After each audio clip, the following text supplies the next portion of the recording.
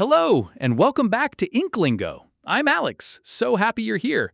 Today's story is called The Porter Who Knows the Secrets of the Old City, and it's set in Arabic, perfect for A1 learners.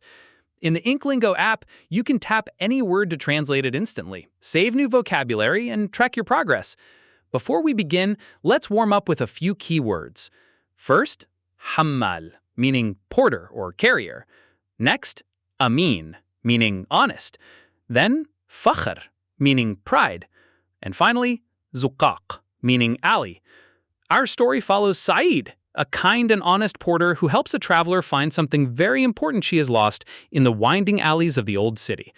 Let's dive in and listen closely. سعيد حمال في المدينة القديمة يعمل كل يوم في السوق يعرف كل زقاق وكل باب قديم الناس يحبون سعيدا لأنه أمين في صباح جميل تصل ليلى وهي سائحة معها حقائب كثيرة تسأل سعيدا هل تساعدني؟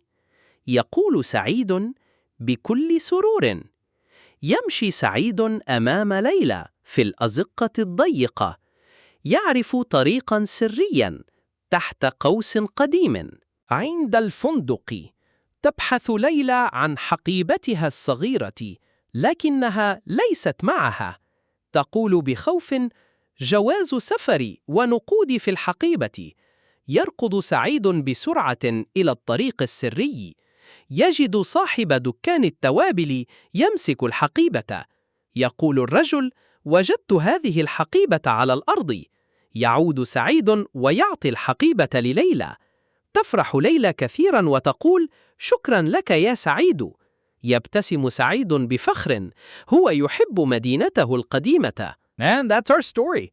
Saeed's honesty and knowledge of the old city's alleys helped Layla find her lost bag, and his pride in his city shone through.